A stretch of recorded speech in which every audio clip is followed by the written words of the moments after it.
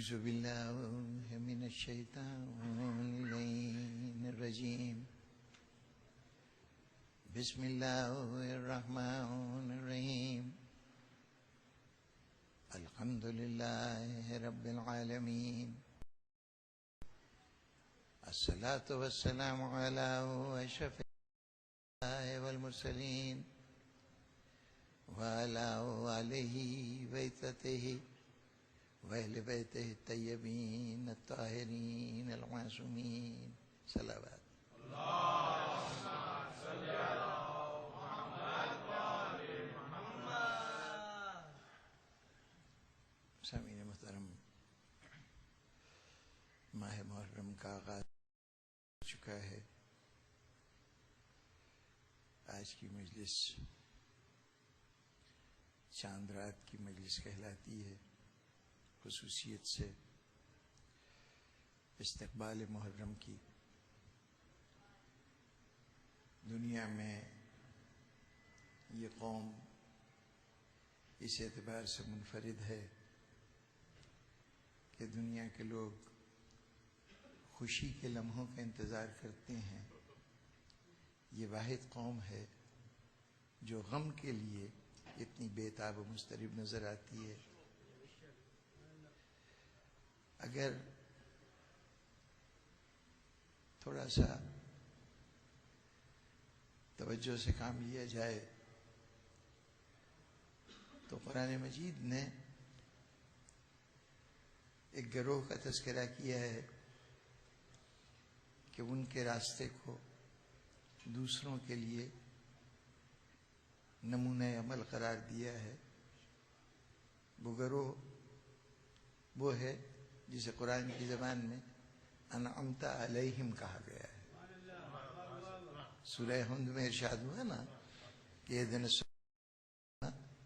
صراط الذین انعمت علیہم، ان کا راستہ کہ جن پر تیری نعمتیں نازل ہوئیں. ذرا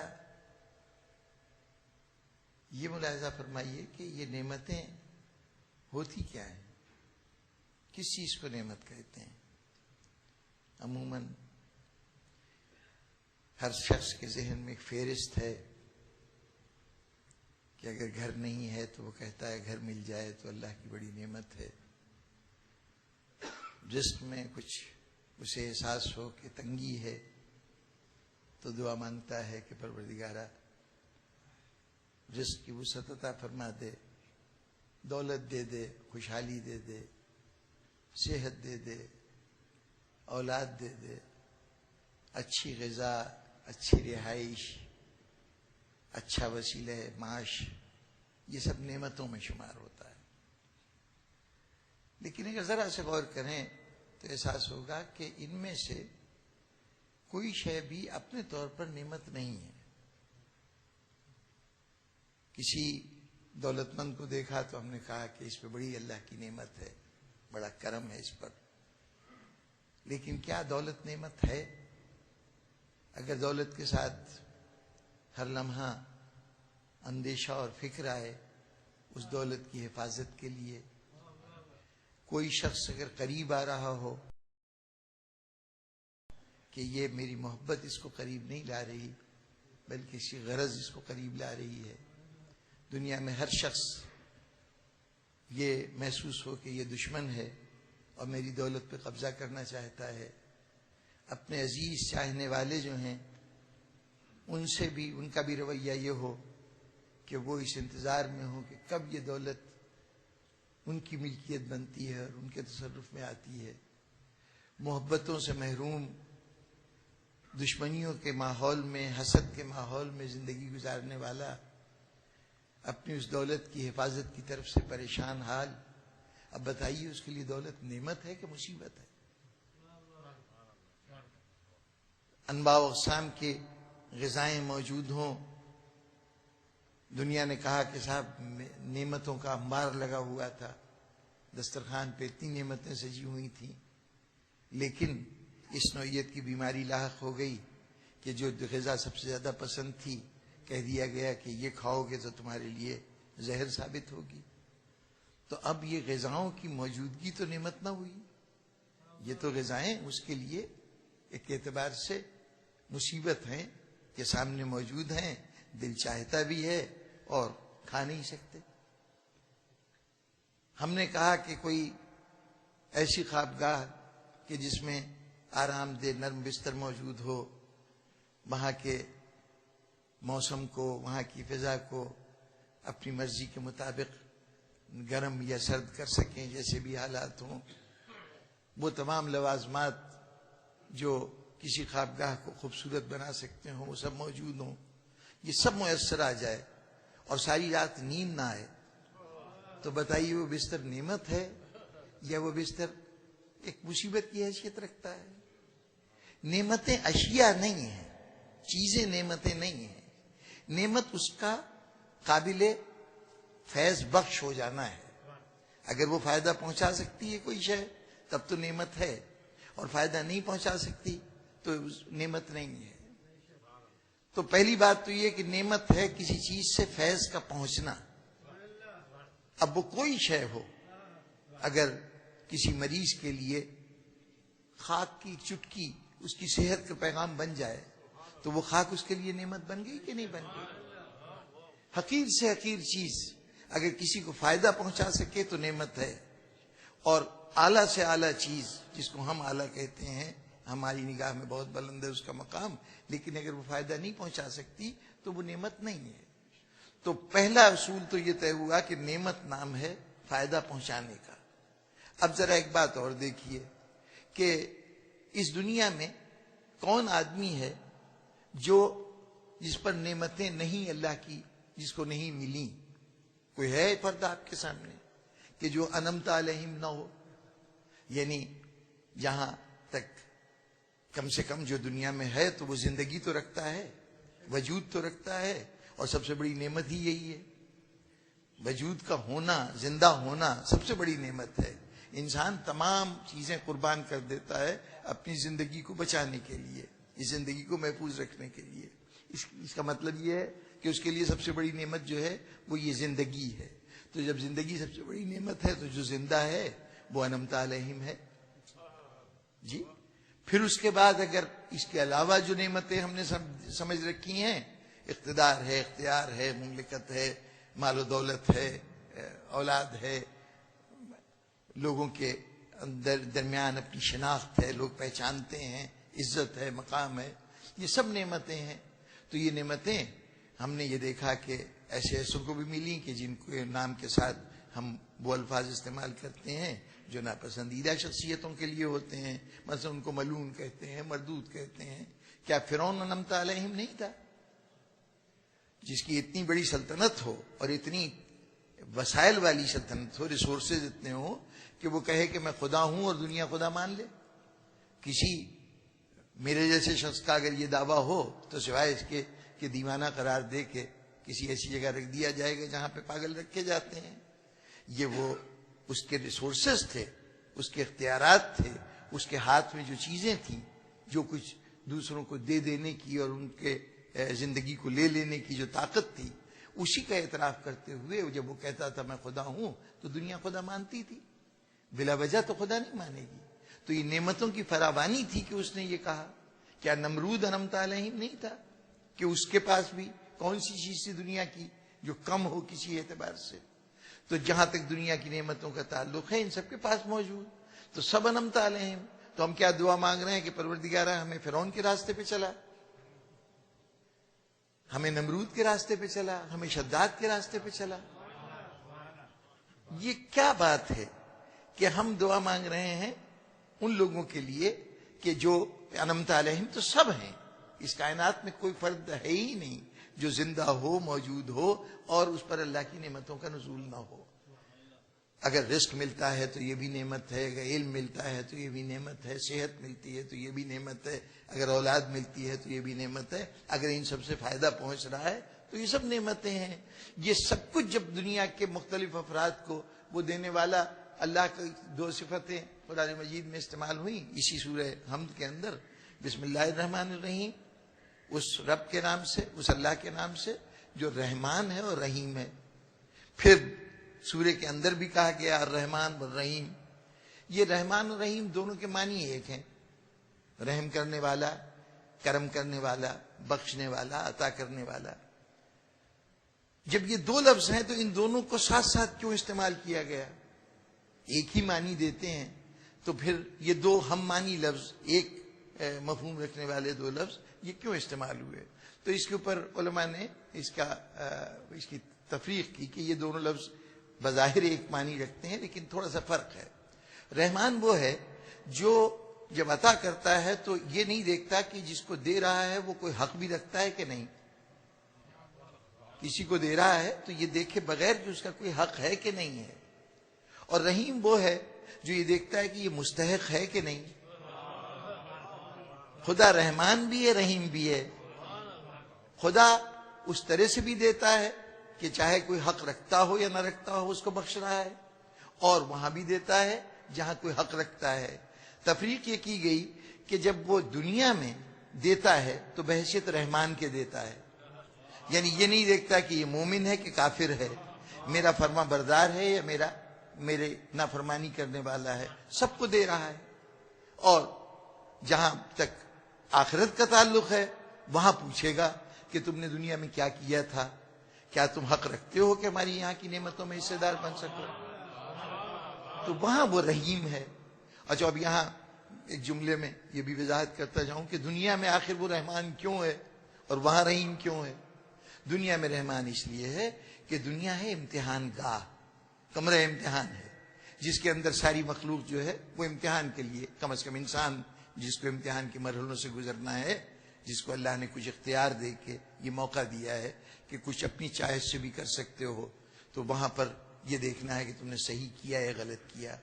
تو جب کمرہ امتحان میں کوئی طالب علم داخل ہوتا ہے پیپر دینے کے لیے، وہاں یہ نہیں دیکھا جائے گا کہ یہ صلاحیت بھی رکھتا ہے پیپر دینے کی یا نہیں رکھتا. جو ایکول جو فیسلٹیز وہاں پہ کسی طالب علم کو فراہم ہوں گی وہ سب کو ایکول دی جائیں گی. یہ نہیں ہوگا کہ بھائی اس کو تو آتے ہی کچھ نہیں ہے، یہ آدھا پرچہ کرے گا اور اس کے بعد یعنی ہمت ہار دے گا، چھوڑ کے کھڑا ہو جائے گا. نہیں، اس کو بھی وہی 3 گھنٹے 2 گھنٹے جو دوسرے طالب علم کو مل رہے ہیں وہی ٹائم دیا جائے گا. وہ تمام سہولتیں جو کسی قابل ترین اسٹوڈنٹ کو حاصل ہیں وہی اس کو بھی حاصل ہوں گی. تو کمرہ امتحان میں یہ نہیں دیکھا جائے گا کہ یہ لائق ہے یا نالائق ہے، یہاں سب کو یکساں سہولتیں دی جائیں گی. لیکن جب رزلٹ کے بعد کی کوئی منزل آئے گی، اگلی کلاس میں بھیجنا ہے، اس کو کوئی اسٹیٹس ملنا ہے، کوئی میڈل ملنا ہے، کوئی پرائز ملنا ہے، تو وہاں دیکھا جائے گا کہ کسی نے امتحان میں کیا کیا تھا. یہ دنیا ہے امتحان گاہ، یہاں ہم سب امتحان دے رہے ہیں.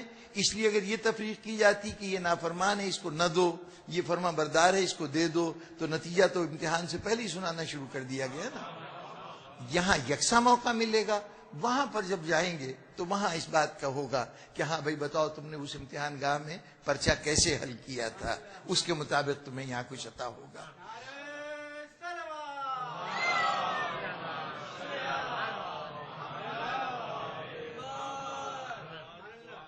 تو اب اس نے تو اس دنیا کے اندر دیتے ہوئے یہ کبھی امتیاز کیا ہی نہیں کہ تم فرما بردار ہو یا نافرمان ہو، خطا کار ہو یا گنہگار ہو.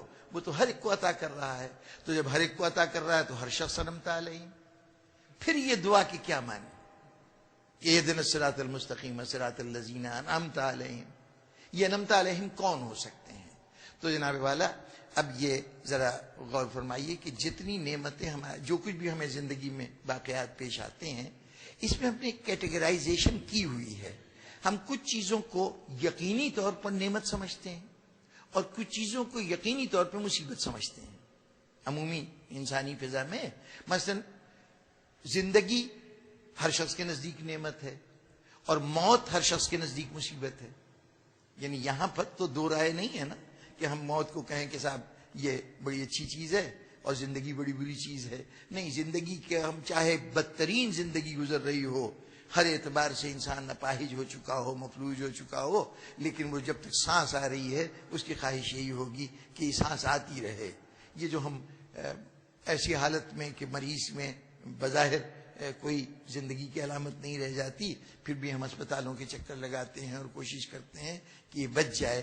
تو یہ ہماری خواہش تو ہوتی ہی ہے محبت رکھنے کی وجہ سے، خود اس کی بھی یہی خواہش ہوتی ہے کہ خدا کسی صورت سے مجھے یہاں سے اسی چلتا پھرتا یا صحت مند واپس پہنچا دے، نہیں تو کم سے کم جس حال میں بھی زندگی باقی رہے. تو زندگی کو ہر شخص نعمت سمجھتا ہے اور اس کے مقابلے میں موت کو مصیبت سمجھتا ہے. اسی طریقے سے خوشی متفقہ طور پر پوری نسل انسانی کے نزدیک ایک نعمت ہے اللہ کی اگر مل جائے، اور اگر کوئی غم ملے تو ہم اس کے اوپر اس سے ہمدردی کرتے ہیں کہ یہ بیچارہ مصیبت زدہ، اس کے اوپر غم کے پہاڑ ٹوٹ پڑے، یعنی یہ اللہ تعالیٰ شاید ناراض ہو گیا ہے جو غموں کا نشانہ بنا رہا ہے. عام تصور یہ ہے. تو خوشی ہمارے نزدیک نعمت ہے اور غم اس کے مقابلے میں مصیبت ہے. زندگی ہمارے لیے خوشی ہے، موت ہمارے لیے مصیبت ہے. تو جہاں تک عام انسان کا تعلق ہے، پوری نسل انسانی کا، سب نسل انسانی انمتا علیہم ہے. اب اس میں کسی کو انمتا علیہم خاص طور پہ کب کہا جائے گا؟ تب کہا جائے گا کہ جو چیزیں عام انسانوں کو فیض پہنچاتی ہیں وہ تو جب ہر انسان کو فیض پہنچا رہی ہیں، لیکن وہ چیزیں جو عام انسانوں کے نزدیک مصیبت ہوں، اگر وہ کسی کے لیے وہ بھی فیض بخش ہو جائیں تو یہ انمتا علیہم ہوں گے. بات واضح ہے نا؟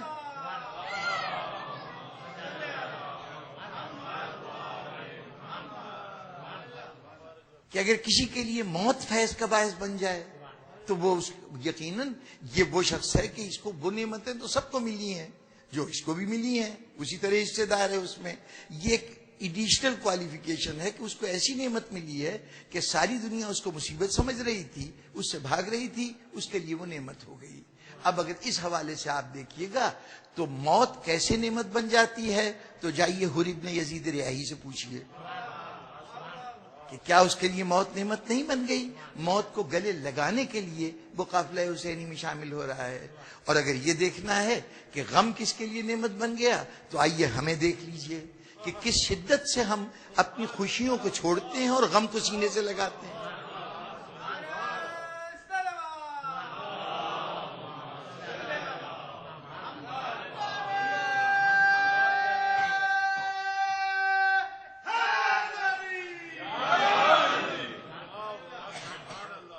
دنیا غم کو ہلاکت کی علامت سمجھتی ہے. وہ غم سے اس کی تو زندگی ختم ہو گئی، جوان بیٹے کی موت نے اس کو اتنا افسردہ کر دیا کہ یہ بالکل دم توڑ گیا.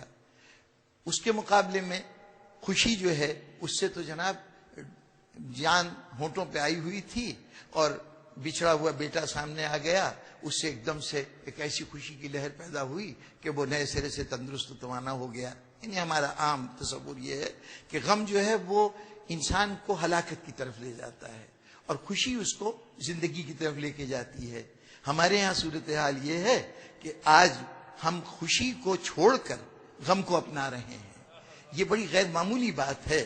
بظاہر عام انسانوں کی سمجھ میں یہ بات نہیں آئے گی کہ کیا غم بھی ایسی چیز ہو سکتی ہے جس کے لیے انسان تمام تر کوششیں کرے، اپنی مصروفیتوں کو ترک کرے، اپنے مال میں سے اپنے وسائل خرچ کرے، اپنی صحت کے جو تقاضے ہیں، اس وقت شاید بستر آپ کا انتظار کر رہے ہوتے، وہ سب چھوڑ کر آپ یہاں پہ بیٹھے ہوئے اس بے آرامی کو قبول کر رہے ہیں. یہ سب کس لیے ہے؟ اس لیے کہ آپ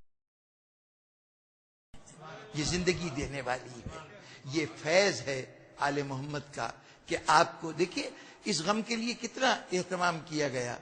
ہمیں یعنی کم از کم میرا مطالعہ اتنا زیادہ نہیں ہے لیکن جس حد تک میری نظر ہے میں نے کہیں کوئی ارشاد پیغمبر صلی اللہ علیہ وسلم یا کوئی فرمان ائمہ میں نے کہیں نہیں دیکھا جہاں یہ کہا گیا ہو کہ فلاں دن چونکہ فلاں شخصیت کی ولادت ہوئی ہے اس لیے اس دن جشن منانا، یا یہ کہا گیا ہو کہ فلاں دن ہم نے فلاں مارکہ فتح کیا ہے اس دن خوشی منانا. ظاہر ہے کہ یہ خوشی کے موقع ہیں، اس پر محبت رکھنے والا خوشی کا مظاہرہ تو کرے گا، اس کی فرمائش نہیں کی گئی. لیکن دوسری طرف کیفیت یہ ہے کہ ایک واقعہ تاریخ اسلام میں ہونے والا تھا. اب جناب سیدہ فرمائشیں کر رہی ہیں، یہ باپ کے سامنے گزارش کر رہی ہیں کہ بابا نہ آپ ہوں گے، نہ علی ہوں گے، نہ حسن ہوں گے، تو پھر میرے حسین کا غم کون منائے گا؟ اچھا اب اس کے جواب میں تو جناب رسالت میں آپ کو یہ کہنا چاہیے تھا کہ بیٹی اگر تمہارے حسین کا کوئی ساری دنیا بھی غم بنائے تو کیا حسین تمہیں واپس مل جائیں گے؟ حسین کو جو کچھ یعنی مراحل سے گزرنا ہے پھر غم کا کیا فائدہ؟ یہ تمنا کیوں کر رہی ہو؟ لیکن اس پر حضور بھی یہ ارشاد فرمائیں کہ نہ صرف یہ کہ غم منانے والے مل جائیں گے بلکہ بعض یہ خبر دیں کہ اللہ ایک ایسی قوم پیدا کرے گا کہ جو خاص طور پر تمہارے جوانوں کا ماتم کرے گی، تمہارے بوڑھوں کو غم منائے گی، ادا کی جائے گی۔ پھر یہی بات جب اور آگے بڑھتی ہے تو ہم یہ دیکھتے ہیں کہ جناب امیر علیہ السلام خاص طور پہ فرمائش کر رہے ہیں جب 13 رمضان سن 40 ہجری کو جناب امیر داخل ہوئے ہیں شہر کوفہ میں نہروان کی جنگ کے بعد، جس سال آپ کی شہادت ہوئی ہے نا، تو 13 رمضان تک تو وہ شہر کوفہ سے باہر تھے۔ 13 تھی رمضان کی جب آپ تشریف لائے، ممبر پہ گئے، جا کے لوگوں کو خبر سنائی کہ نہروان کے اندر خارجیوں سے مقابلہ ہوا تھا اور وہ لوگ شکست کھا گئے ہیں اور وہ ان کا تقریباً خاتمہ ہو چکا ہے۔ یہ ساری بات بتانے کے بعد خبر سنا کے اب ایک دفعہ دائنی طرف مڑے، امام حسن بیٹھے ہوئے تھے، ان سے پوچھا بیٹا رمضان کے کتنے دن گزر گئے ہیں؟ تو انہوں نے کہا کہ مولا 13 دن گزر چکے ہیں۔ ادھر مخاطب ہوئے امام حسین کی طرف، بیٹے اب کتنے دن باقی رہ گئے ہیں؟ کہا کہ 17 یا 16 دن باقی رہ گئے ہیں۔ تو ایک دفعہ آپ کے آنکھوں میں آنسو آ گئے، بیٹھ گئے اور کہا کہ علی اس سال کے روزے پورے نہیں کر سکے گا۔ اس کے بعد ذرا شدت سے گریہ فرمایا۔ اب لوگ ذرا حیران تھے کہ یہ کیا بات کہی ہے اور یہ گریہ کیوں ہو رہا ہے؟ تو لوگ متوجہ تھے تو کہنے لگے کہ میں اس لیے نہیں رو رہا ہوں کہ یہ رمضان کے روزے مکمل نہیں کر سکوں گا، یعنی موت آ جائے گی، اس کی فکر نہیں ہے، میں اس لیے رو رہا ہوں کہ مجھے ان دونوں بچوں کے مصائب رلا رہے ہیں۔ اس کے بعد مخاطب ہو کے کہا کہ دیکھو اگر کبھی تمہیں زندگی میں فرصت ملے تو ان دونوں کے مصائب کو یاد کر لینا، ان کی مصیبتوں کو یاد کر لینا، اگر تم یہاں رو گے تو قیامت کے دن تمہاری آنکھوں میں آنسو نہیں ہوں گے۔ یہ وہ فرما رہے ہیں۔ پھر اسی حسین کا خود امام حسین کی یہ کیفیت ہے کہ میدان جنگ میں کھڑے ہوئے اور وہاں اس تمنا کا اظہار کر رہے ہیں کہ شیعو کاش تم اس وقت موجود ہوتے جس وقت میرے ہاتھ میں ایک ننھے بچے کی لاش تھی، میں اس کے لیے پانی کا سوال کر رہا تھا۔ اور دیکھو اس بات کو یعنی امام مخاطب ہو رہے ہیں اور یہ کہہ رہے ہیں کہ دیکھو تم جب کبھی پانی پینا نا ٹھنڈا تو اس وقت میری پیاس کو یاد کر لینا۔ پھر ان کے فرزند یہ کہہ رہے ہیں کہ جو روئے گا، جو رلائے گا، جو رونے والی شکل بھی بنائے گا، ہم وعدہ کرتے ہیں کہ اس کو جنت دلانا ہمارا کام ہے۔ پھر ایک اور فرزند آپ کے امام رضا علیہ السلام وہ فرماتے ہیں کہ جو آنکھیں اس دنیا میں ہمارے جد کے اوپر آنسو بہاتی ہیں، قیامت کے دن اس میں خوشی کا فراہم ہونا ہم اس کے ضامن ہیں، ہم ضمانت دیتے ہیں۔ یہ پورا ایک سلسلہ ہے جو غم کی پرورش کر رہا ہے، یہ پال رہا ہے غم کو، یہ ہمیں تحفے کے طور پر یہ غم دے رہا ہے۔ یہ اتنا اہتمام کیوں؟ آخر غم کو یہ حیثیت کیوں دی گئی؟ بس زیادہ زحمت نہیں آج دوں گا، ایک جملہ کہہ دوں کہ یہ غم کی اہمیت کیا ہے، کیوں یہ دیا گیا۔ بات یہ ہے کہ یہ لوگ وہ ہستیاں ہیں جو دین کو قائم کرنے کے لیے دنیا میں آئے ہیں، یہ دین کے محافظ ہیں، اور دین کے جتنے بھی ٹارگٹس ہیں جو چیزیں دین اچیو کرنا چاہتا ہے، وہ ٹارگٹس غم کے ماحول میں زیادہ اچیو ہوتے ہیں۔ اگر تھوڑا سا میرا ساتھ دیجیے گا تو یہ بات واضح ہو جائے گی کہ غم کی کیفیت میں دین کے تقاضے زیادہ پورے ہوتے ہیں بنسبت خوشی کے مراحل کے یا زندگی کے اور مراحل کے۔ دین کے مقاصد کیا ہیں؟ دین کا ایک مقصد تو یہ ہے کہ انسان اپنے ذات کو اس طرح سے پاک و پاکیزہ کرے کہ وہ اس کی برائیاں اس سے دور ہوں اور وہ اچھائیوں کو اختیار کرے۔ برائیاں یعنی اس کے اندر خود غرضی کا ایلیمنٹ ہے تو وہ نکل جائے، اس کے اندر اگر دل اتنے سخت ہیں کہ دوسروں سے ان کی مصیبت پہ ہمدردی نہیں کر سکتا تو اس میں جذبہ ہمدردی، اگر اس کا کیفیت یہ ہے کہ وہ انسانیت کے ساتھ کسی قسم کا دوستی کا سلوک نہیں رکھتا بلکہ اس کے نزدیک یہ سب کیڑے مکوڑے ہیں انسان، تو اس کے اندر یہ احساس پیدا ہو جائے کہ انسان صاحب عظمت ہے اور اس کا کے تقاضے ہیں نا انڈیویجول کی لائف کے اندر۔ تو اب غم اس انڈیویجول کے اوپر کیسے اثر انداز ہو جو عام حالت میں بد مزاج ہے، بد اخلاق ہے، دوسروں کے ساتھ اس کا رویہ مناسب نہیں ہے، دوسروں کا حق جب چھین لینے میں اس کو کوئی ہچکچاہٹ نہیں ہے. جب کبھی غم کی کیفیت میں ہوتا ہے آپ دیکھیں گے کہ اس وقت اس کا رویہ اتنا زیادہ انسانی، یعنی وہ اتنا ہیومینیٹیرین ہو جاتا ہے کہ محسوس ہوتا ہے کہ اس سے بہتر انسان کوئی نہیں، جس سے بات کرے گا بڑے حلم سے، بڑے انکسار کے ساتھ. جب کبھی کسی کے ساتھ کوئی لین دین کا معاملہ ہے تو وہ کہے گا کہ آج تو کسی کے ساتھ بے ایمانی نہ کی جائے، نا انصافی نہ کی جائے. یعنی جو چیز دین چاہتا تھا کہ انسان برائیوں سے اپنے کو بچا لے، کم از کم غم کی کیفیت میں تھوڑی دیر کے لیے صحیح انسان ان برائیوں سے بچ جاتا ہے. اور جب معاشرتی زندگی دیکھتے ہیں، اجتماعی طور پہ سوسائٹیز کو دیکھتے ہیں، تو آپ دیکھیں گے کہ خوشی کے اندر ایک دیوانہ معاشرہ نہ معلوم کیا کیا کچھ کر دیتا ہے. تمام تخریبی کارروائیاں، تمام ایک دوسرے کو نقصان پہنچانے کی کارروائیاں اس وقت ہوتی ہیں جب انسان پریشانیوں سے دور ہوتا ہے. اور جب مصیبت پڑتی ہے، اجتماعی مصیبت، تو ہم دیکھتے ہیں کہ آپس میں اتحاد بھی پیدا ہو جاتا ہے، ایک دوسرے سے قریب بھی آ جاتے ہیں. ابھی آپ ایک طوفان سے، ایک مصیبت سے گزرے ہیں کہ آپ نے نہیں دیکھا کہ جب مصیبتوں کی فراوانی تھی اس وقت ایک دوسرے سے ہمدردی بھی ہو رہی تھی، خلوص کے مظاہرے بھی ہو رہے تھے. عام حالت میں ہم توجہ بھی نہ دیتے کہ کوئی آدمی کس حال میں ہے، لیکن اس وقت انسان دوسرے کی فکر کرنے لگتا ہے. تو معاشرے کے اندر بھی خوشگوار تبدیلی آ جاتی ہے اگر ہو، اور فرد کی انفرادی زندگی میں بھی وہ کیفیت آ جاتی ہے. چونکہ دین کے مقاصد بھی غم سے حاصل ہوتے تھے، اس لیے غم کو خاص طور پر دین کے محافظوں نے پروان چڑھایا ہے. انہوں نے ہمیں یہ نعمت عطا کی ہے.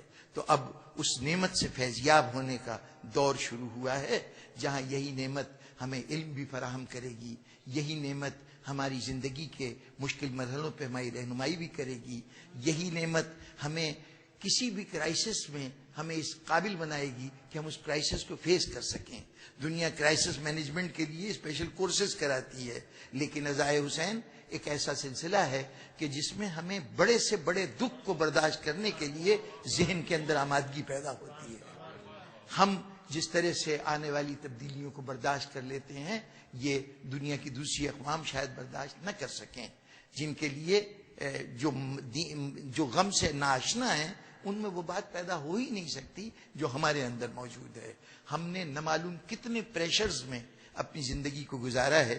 1400 سال کی پوری تاریخ انشاءاللہ یہیں سے گفتگو شاید کل سے باقاعدہ شروع ہو تو پھر عرض کروں گا کہ ہم نے جن حالات میں اور جن واقعات میں زندگی گزاری ہے اس کے درمیان کوئی اور سروائیو نہیں کر سکتا تھا. ہم نے سروائیو کیا ہے تو صرف اس نعمت کی وجہ سے جو کربلا کی صورت میں ہمیں عطا کی گئی ہے، غم کربلا کی صورت میں. اور یہ دنیا کا بھی ہمارا سب سے بڑا نعمت کے حصول کا ذریعہ ہے کربلا. اور آخرت میں میں سمجھتا ہوں کہ سب سے بڑا اعزاز، سب سے بڑا فخر جو ہوگا کسی بھی انسان کے لیے وہ کربلا سے ایسوسیشن ہوگی. کوئی انسان جو کربلا کے اندر جو میدان حشر میں کھڑا ہوگا اس کا سب سے بڑا بڑائی کے لیے، عظمت کے لیے جو پوائنٹ ہوگا وہ یہ ہوگا کہ میرا کربلا سے یہ ریلیشن ہے. میں کربلا کا شہید ہوں، میں کربلا کے شہیدوں کے ساتھی ہوں، میں کربلا کے شہیدوں کے مشن کو لے کے دنیا میں آگے بڑھا، یا بعد میں کربلا والوں پہ میں نے آنسو بہائے. سب سے بڑا اعزاز جو ہوگا، سب سے بڑی نیکی جو ہوگی، سب سے بڑی وہ بات جس پہ انسان فخر کر سکتا ہے وہ کربلا سے کوئی نہ کوئی تعلق ہے. اس لیے کہ کربلا سے بڑا انسانیت کے لیے کوئی اور مقام تھا ہی نہیں. اس سے تعلق پیدا کرنا گویا اپنے آپ کو انسانیت سے ملانے کی کوشش ہے، انسانیت سے ایسوسیٹ کرنا ہے. اور جب قیامت کے دن ہر شخص فخر کر رہا ہوگا تو اس وقت یقیناً جس ماں نے اپنا کوئی بیٹا قربان کیا ہوگا وہ آ کے فخر سے کہے گی کہ پروردگارہ میں نے ایک لال اپنا تیرے دین کی خاطر قربان کیا تھا کربلا میں. کوئی آئے گی کہے گی میں نے اپنے 2 بیٹے قربان کیے تھے. ایک ایسی بھی ماں ہوگی جو کہے گی میں نے 4 بیٹے اپنے قربان کیے ہیں کربلا پہ. اس مرحلے پر جب ہر شخص کربلا میں اپنی شرکت کا ذکر کر رہا ہوگا تو ایک میاں بیوی ایسے بھی آئیں گے جو آ کے کہیں گے پروردگارہ کسی نے 1 بیٹا دیا، کسی نے 2 دیے، ہم تو وہ ہیں کہ جنہوں نے اپنی پوری نسل تیرے کربلا میں قربان کر دی، پوری نسل کی قربانی دی ہے. یہ کون ہوگا؟ ایک ایسی ذات کہ جو کربلا کا یعنی یوں کہیے کہ اس کا پریفیس بھی ہے، ابتدا بھی اسی سے ہوتی ہے، اس کتاب کربلا کا اینڈ بھی اسی کی ذات کے اوپر ہے. دوران کربلا جو کچھ ہے اس کے اندر بھی وہی بنیادی طور پر ہیں. اور پھر دوران کربلا بھی دو حصوں میں ڈیوائیڈ ہوتا ہے. ایک عصر سے پہلے شہادت امام سے پہلے اور ایک شہادت امام کے بعد شام غریباں کے مذاہب. ان دونوں مرحلوں میں اس کا برابر کا شیئر ہے. یہ کون سی ہستی ہے؟ ذہن شاید منتقل ہو گئے ہوں. کربلا شروع کہاں سے ہوتا ہے؟ کربلا لوگ جب شہادتوں کا ذکر ہوتا ہے تو کہاں سے ہم شروع کرتے ہیں؟ کربلا شروع ہوتی ہے تو حضرت مسلم کی اس شہادت سے جو انہوں نے شہر کوفہ میں حاصل کی تھی. اور کربلا ختم کہاں ہوتی ہے؟ عام تاثر یہ ہوگا کہ جب اہل حرم مدینے پہنچ گئے تو کربلا ختم ہو گئی. جی نہیں، ابھی مسلم کے 2 بچے قید خانے کے اندر ہیں.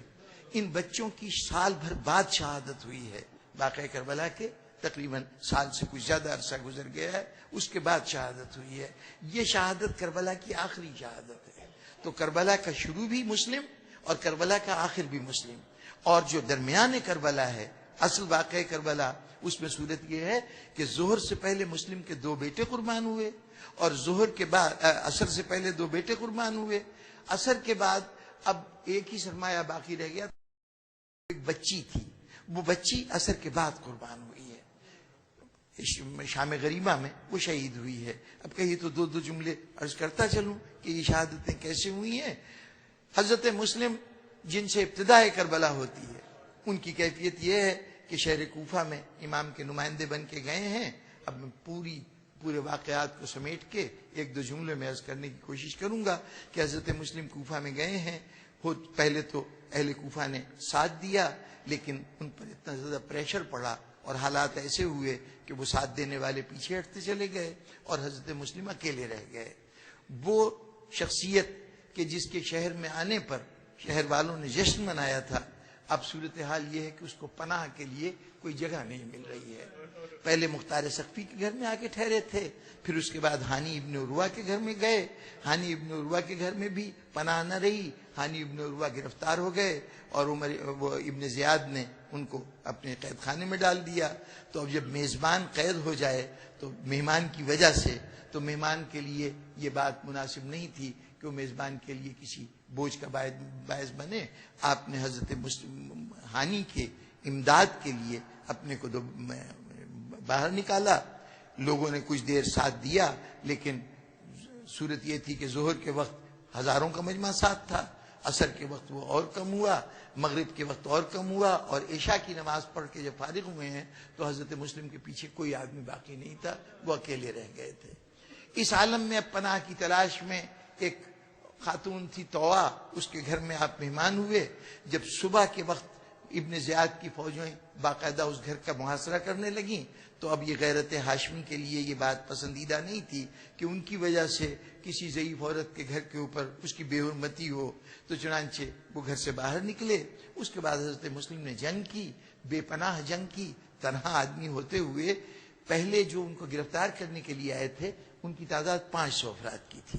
اس کے بعد محمد ابن اشس جو اس گروہ کا سردار بن کے آیا تھا، جو حضرت مسلم کو گرفتار کرنا چاہتا تھا، اس نے ابن زیاد کو پیغام بھیجا کہ مجھے کچھ اور آدمی بھیجو. اس نے 300 آدمی اور بھیجے ایک حضرت مسلم کو پکڑنے کے لیے. پھر محمد ابن اشس نے پھر آدمی بھیجا کہ مجھے کچھ اور کمک بھیجو. کچھ ابن زیاد نے کہا کہ کمال ہے، ایک آدمی کے لیے 800 آدمی اب تک جا چکے ہیں اور تم مزید مانگ رہے ہو. تو جب اس تک یہ بات پہنچی محمد ابن اشس تک تو اس نے کہا تھا تم نے مجھے کوفے کے کسی بنیوں کو گرفتار کرنے کے لیے نہیں بھیجا ہے، بنی ہاشم کے ایک جوان کو گرفتار کرنے کے لیے بھیجا ہے. اس طرح سے جہاد کیا جناب ہاشم نے، جناب مسلم نے. زخموں سے چور ہو گئے، پھر بھی آسانی سے ان کو گرفت نہیں لیا جا سکا. دھوکہ دے کے آپ کے لیے گڑھا کھودا گیا، اس کے اوپر اس کو بند کیا گیا اور اس میں حضرت مسلم گر گئے. تب اس حالت میں گرفتار کیا گیا. گرفتار کر کے ابن زیاد کے دربار میں لایا گیا. یہاں پر جب پہنچے ہیں تو اب یہ فرمائش ہوئی کہ ابن زیاد کو سلام کرو، اس لیے کہ یہ امیر ہے، حاکم ہے شہر کا. تو حضرت مسلم نے کہا کہ میرا حاکم وہ ہے جس نے مجھے نمائندہ بنا کے بھیجا ہے، میرا امیر وہ ہے، میں کسی اور کو سلام کرنے کے لیے تیار نہیں ہوں. حکم ہوا کہ لے جاؤ، جا کے ان کی گردن کاٹ دو. جا کے فصیل پہ کھڑے ہوئے، جو قلعے کی دیواریں تھیں وہ کافی چوڑی تھیں، اور وہاں لے جا کے حضرت مسلم کو قتل اس لیے کیا جا رہا تھا تاکہ فصیل کے دوسری طرف شہر والے دیکھ لیں کہ مسلم کا کیا انجام ہوا ہے۔ ظاہر ہے اگر لیڈر مارا جائے گا تو جو فالوورز ہوں گے وہ خود بخود سرنڈر کر دیں گے، تو اس لیے حضرت مسلم کو مارنے کے لیے باقاعدہ وہاں پہنچایا گیا دیوار کے اوپر۔ اب وہاں ایک شخص تھا بکیر ابن حمران، جس کو یہ کام سونپا گیا تھا کہ حضرت مسلم کو جا کے قتل کرے۔ اس نے جب چاہا کہ حضرت مسلم پہ تلوار کا وار کرے تو حضرت مسلم نے کہا کہ ذرا سا مجھے نماز پڑھ لینے دو۔ تو اس نے کہا کہ جی مجھے اجازت نہیں ہے نماز پڑھنے، آپ کو اجازت یعنی موقع دینے کی، اور یہ کہہ کے اس نے تلوار چلائی۔ تو اب تاریخیں کہتی ہیں، یہ تاریخ کا جملہ ہے، یہ میں مبالغے کے طور پر یا خطابت کے اس میں نہیں کہہ رہا، کہ تلوار جب چلی ہے تو اس قوت جا کے گردن سے ٹکرائی ہے تو ایسا لگا جیسے لوہے کے کسی ستون سے ٹکرائے۔ یہ کیا تھا کہ جو حضرت مسلم کو یہ عزم ہے کہ میں اپنی عبادت کر لوں گا تب میری گردن کٹے گی، میں تمہارا محتاج نہیں ہوں کہ تمہاری اجازت سے میں عبادت کروں گا۔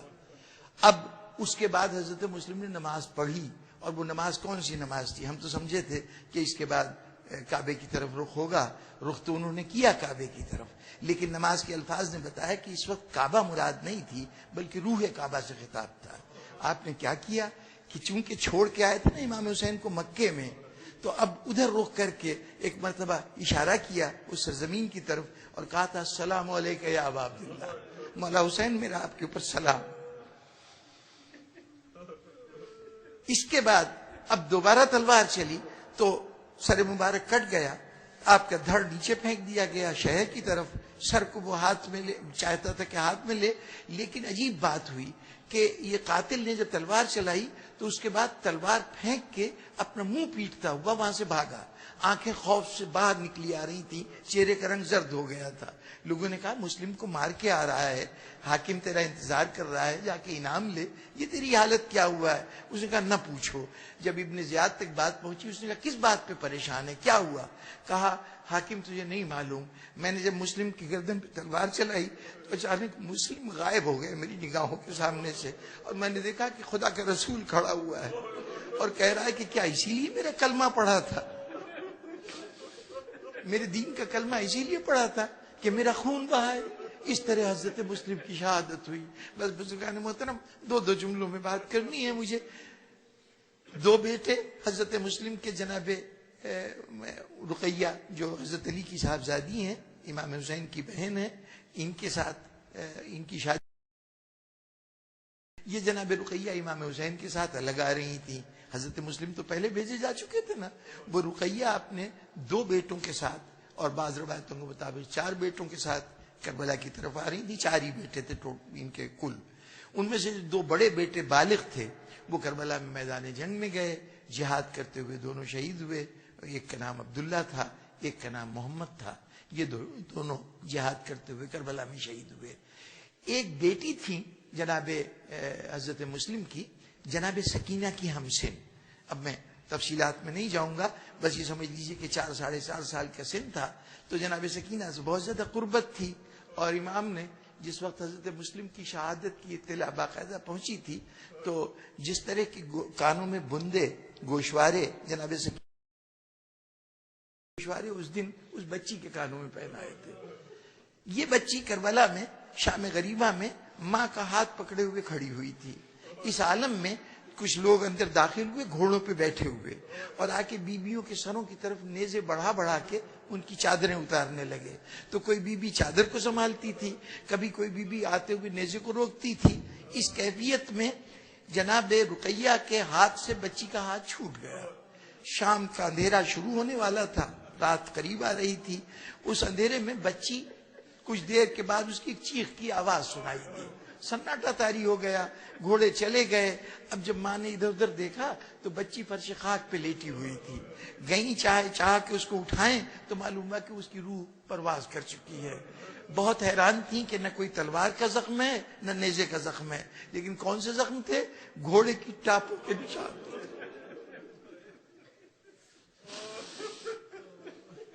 اب بس امین محترم 2 لفظوں کی بات، یہ کسی کتاب کی لکھی ہوئی بات نہیں ہے، یہ میرا بس ایک تصور ہے، اور میں سمجھتا ہوں کہ انسانی نفسیات کو سامنے رکھیے گا تو آپ کو یہ تاریخی حقیقت جو ہے یہ حقیقت نظر آئے گی جو کتابوں میں نہیں لکھی ہوئی۔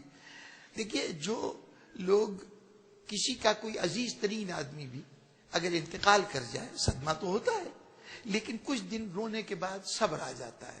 جوان بیٹے دنیا سے جاتے ہیں، باپ خود جا کے قبرستان میں ان کو دفن ہوتا ہوا دیکھتے ہیں، یہ تو احساس ہو جاتا ہے نا کہ یہ پلٹ کے ہمیں نہیں ملے گا، ایک طرح سے دل کو کسی نہ کسی وقت قرار آ جاتا ہے۔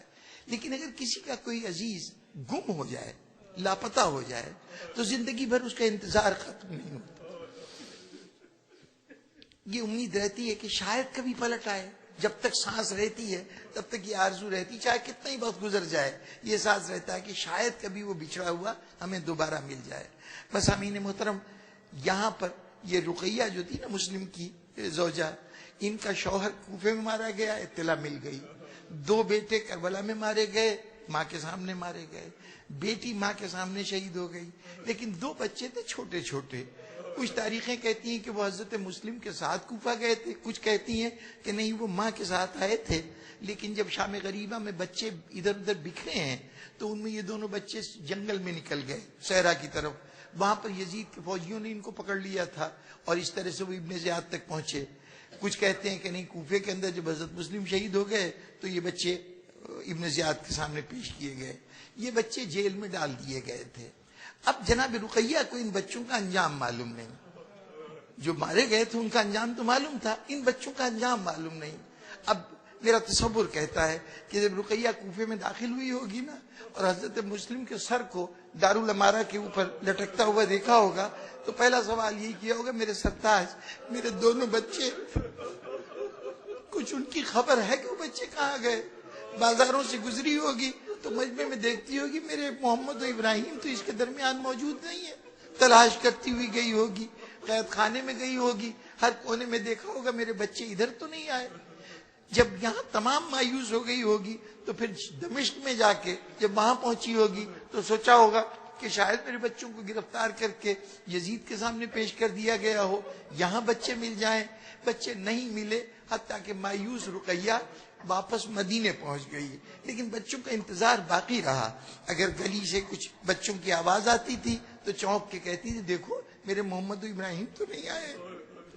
دروازے پہ دستک ہوتی تھی تو باقاعدہ کہتی تھی کہ دیکھو شاید میرے بچے آ گئے ہو۔ ایک دن نہ معلوم کیا ہوا، بیٹھے بیٹھے اٹھ کے کھڑی ہو گئی، آئیں سید سجاد کے پاس، بیٹا سید سجاد مجھے ایسا لگ رہا ہے کہ میرے بچے مجھے سلام کر رہے ہیں، میرے کانوں میں سلام کی آواز آ رہی ہے۔ سید سجاد مخاطب ہوئے، پھوپھی اماں کہیے انا للہ و انا الیہ راجعون۔ آپ کے دونوں بچے کوفے میں، شہر کوفہ میں دریائے فرات کے کنارے ذبح کر دیے گئے، دونوں بچے ختم ہو گئے۔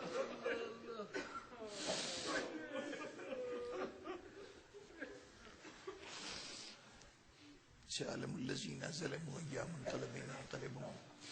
رب العالمین ہمارے تذکرے کو قبول فرما، ہمارے گناہان صغیرہ و کبیرہ کو معاف فرما، صراط مستقیم پر ثبات قدم عطا فرما۔ یا اللہ، یہ ایام عزا ہمارے لیے بہت سے تیری طرف سے نعمتوں کے وصول کا ذریعہ ہیں۔ یا اللہ، ہمیں وہ ذمہ داریاں بھی ادا کرنے کی توفیق عطا فرما جو شہادت حسین کی ذیل میں ہم پہ عائد ہوتی ہیں، اور ان نعمتوں سے بھی فیضیاب ہونے کا موقع عطا فرما جو اس غم کے ذریعے سے عطا ہوتی ہیں۔ یا اللہ، فرزند حسین کو جو پردہ غیبت میں ہے جلد ظاہر فرما، ہمیں ان کی جانثاروں میں شامل ہونے کی سعادت اور توفیق عطا فرما۔